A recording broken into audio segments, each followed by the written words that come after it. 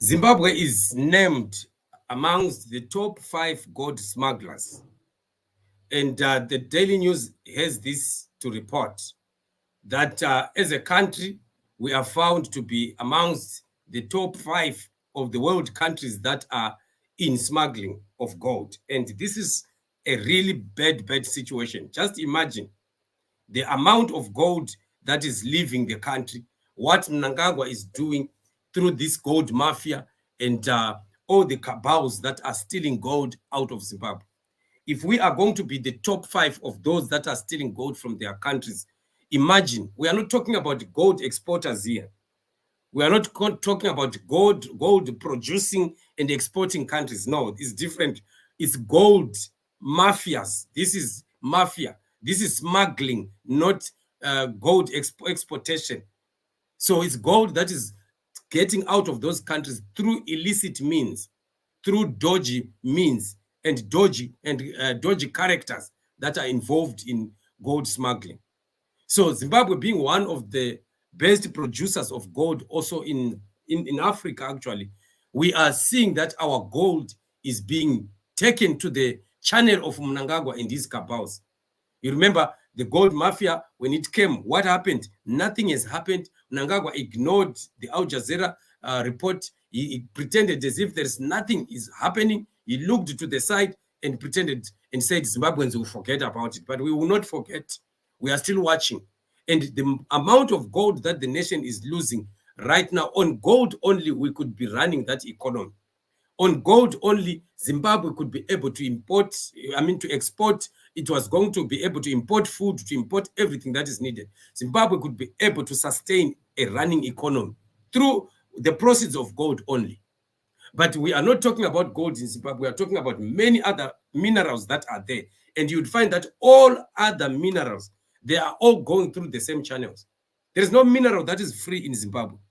You talk about lithium, you talk about chrome, you talk about gold, you talk about tin, you talk about what? You talk about coal. There is no mineral in Zimbabwe that is free. Every mineral has been hijacked by the cabals, and there is no cabal that is running anything which does not have Mnangagwa at the top. Mnangagwa will be the one who gets the highest share, then the other shares will come down in smaller percentages, coming down until it reaches the smallest players in the chain. But when you look at this, this is why we are a failed state. We are a failed state. And because of that, you'd find that most of those countries that are also mentioned there, I'll need to really go and look at the others and study what is happening in those countries. I think I'll need to come and do a show on this one, where I will look at a case study of each and every one of those countries and what is happening in those countries. Remember now, they are threatening that if we open their newspapers and things like that, they would want to sue us and things like that. That's why we just talk about the headline and we leave it like that. But I will go and do a thorough research and find out what really is happening in those countries. You will find that the same problems that are there in those countries, the same scenario that we are facing in Zimbabwe is what is happening in those nations. You would find that those nations, they have mafias that are running those countries. You'd find that democracy is not existent in such countries. And that is the truth, where few individuals are controlling the means of production. And they want to make sure that they bulldoze the politics so as to stay in power, because power enables them to be protected from persecution. So this is what is happening. In one of the shows on the main show, we are going to be talking about how Mnangagwa already started to put mechanisms of trying to protect Wikino. We've seen it already starting. We've seen it happening with many of them in ZANU-PF. They would try to, pretend and act some drama of arresting, Chombo here and there, arresting Priska Mfumira here and there, and, dragging them here and there to the courts so that people would think that there is anything that is happening there. Yet there is totally nothing. This is the same thing that we are beginning to see again happening with the Wikino. So we are just under a very rotten government, a government that does not even have a clue of what it is doing. And for us to be always, as Zimbabwe, to be in the records for the wrong reasons, is very bad. Very, very bad. Zimbabwe should not always be on world records for all the wrong reasons. There is also supposed to be a time that we are up there, I mean, for the good reasons. But there's nothing. And you hear people like Nick Mangwana talking about the Zimbabwe brand and things like that. Any Zimbabwean who would excel out there, they would want to quickly associate him with them, with ZANU-PF, just because they know that the reports about Zimbabwe that are in the world out there are not good at all. So they would clutch on straws when they just find some small thing that just happens in some corner. Then they want to say, yeah, Zimbabwe has been on the map. No. You don't get on the map because there's one student who has excelled at a university in America. And then Nick Mangwana and all ZANU-PF people want to start to make noise about it. No. It doesn't work like that. We want to have a proper record of the successes of a nation, successes in democracy, successes in politics, successes in the economy, successes in exports, agriculture, farming machinery, production in the country.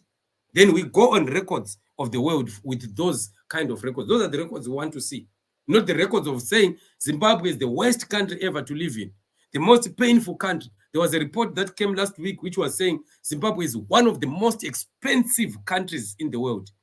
Just imagine, most expensive countries. And do you know what causes it to be expensive? It is because the prices are charged in US dollar. The moment you start to deal with the hard currency, it is bad. And in Zimbabwe, the US dollar, it has been reduced to nothing. In its own country, the US dollar still has respect. When somebody speaks about a dollar, we'll be speaking about quite an amount. But in Zimbabwe, they just want to level it together with their ordinary dollar.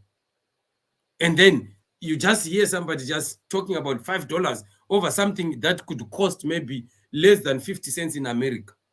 That's why it is very expensive. You still remember what Barack Obama said the other year? He said, I want to see the loaf of bread that is costing $1 in Zimbabwe. How big is that loaf of bread? Because at that time, I think a loaf was about, was it 35 cents in America? Was it 35 or 17 cents? I don't remember well. But it was just so little. And Obama said, I want to see how big that loaf is. You see, so that is the situation that is on the ground. We take people's money that has value all over the world, but when it comes to our own country, we erode its value and we leave it like it's nothing. So this is the scenario that we have because of these kind of leaders that we have, people that are just bent on stealing. They have nothing else that they are doing in Zimbabwe. Mnangagwa is pushing for nothing else. When you hear him talking about 2030, when you hear him talking about the dynasty, when you hear him saying, it's not about anything else. It's all about enabling himself more time even to continue stealing. And most of these guys, they know that they belong to the prisons. That's why they don't want to move out of power. They know that the moment they lose power, the next thing is prison. So they would rather die there. They would rather kill people for them to stay there because it is now a matter of survival. It's now survival. It's no longer just politics. It's now survival. So that's the scenario, the situation that we face in the country. Very, very sad scenario that we have.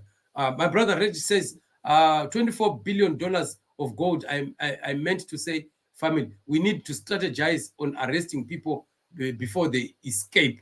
Yeah, that one, they are going to face it. That one, even if they escape to those countries that they've gone to, they will still be caught.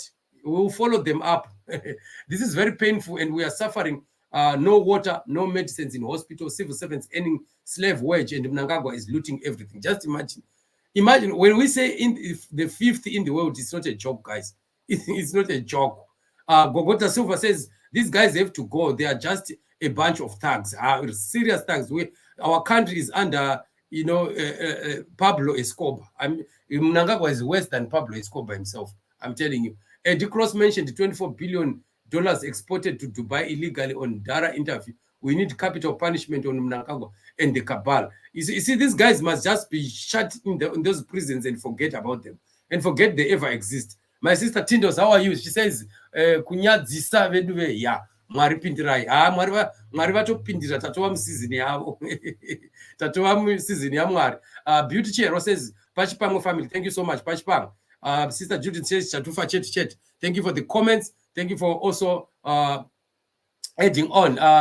If it was South Africa by now, your president would have already gone to jail. Yes, it's because we don't have rule of law in the country. And ZANU-PF has destroyed rule of law so that they would be protected from their own crimes that they commit. That's why they've destroyed the courts, bastardized the courts, and made sure that the police becomes a partisan ZANU-PF police so that everything just goes under their control, knowing that they themselves are thieves and robbers. Otherwise, if they are in a working system, they go to prison. The problem that I've identified in these Zimbabwe people have soft spot or scared of going out as Zimbabweans to demonstrate against these so-called killers. Stop finishing the country. It's painful, my brother. Really, really very sad. So this is what is happening. Ranked as the 5th among the most countries that are smuggling gold out of their people's reach. And it is not a good thing. We really need new leaders. We need a new country. We need to fight, to stand up. Like Brother Teddy is saying, we really need to make sure that if we are to start to push in the demonstrations that could be coming, we need definitely to do something so strong so that we allow the opportunity for ZANU-PF to just fall to the ground. Otherwise, family, thank you for joining me on the show. I have yet another show that is coming very, very soon. So stay tuned.